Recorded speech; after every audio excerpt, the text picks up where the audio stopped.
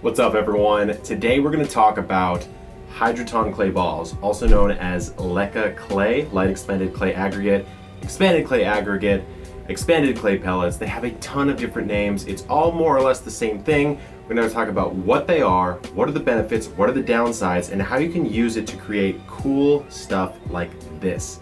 So stay tuned, let's get right into it. So, we hear about this medium all the time, but what exactly is it?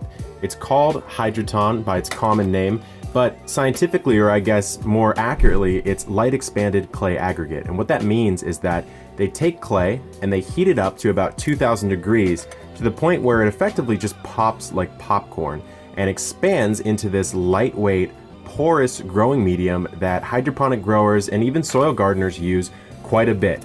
And so what we need to talk about is the many names that it's known by. So you're gonna see it at stores under the names of light expanded clay aggregate, expanded clay pellets, Hydroton, hydrocorn. There's a bunch of different brand names. It's all more or less the same thing from a production standpoint. Some of the benefits of using Hydroton are that it's reusable.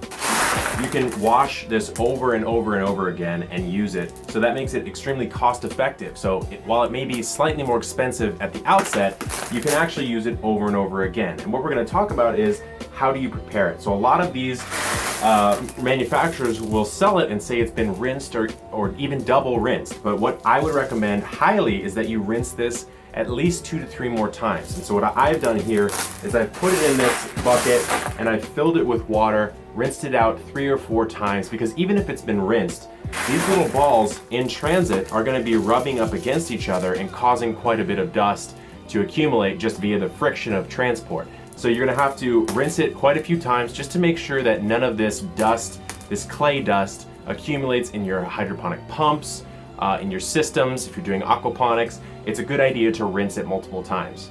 So when it comes to any type of growing media, we have to think about what are the upsides of it, what are the downsides of it. And with Hydroton or clay pellets, whatever you want to call them, there are obviously both sides. So the first is endlessly reusable. You can use these over and over and over again. And if you want to do that, one of the best ways to do that is, let's imagine for a second that I've been growing maybe a few different pieces of basil here in an ebb and flow. Let's pretend like this is an ebb and flow.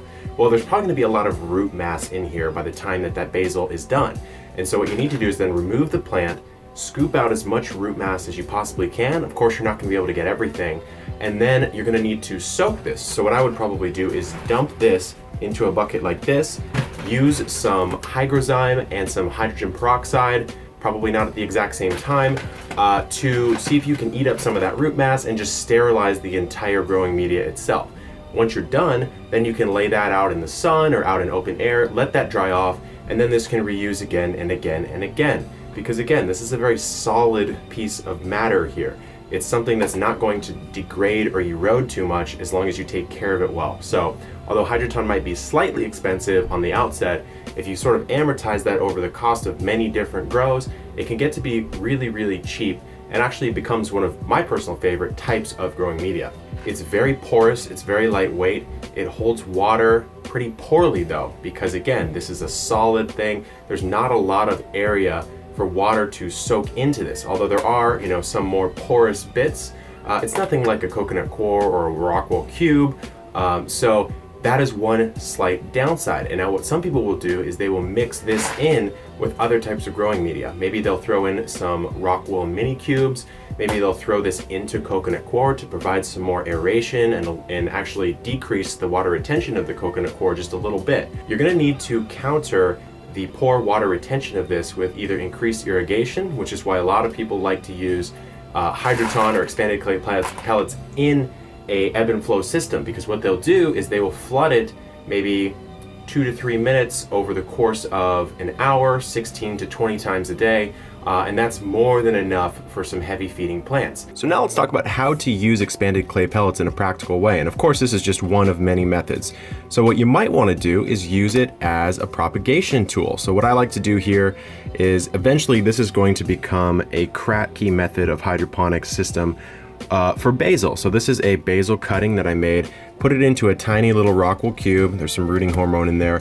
But then I've used Hydroton or clay pellets as the surrounding medium because I don't necessarily want to have a huge Rockwool cube in here.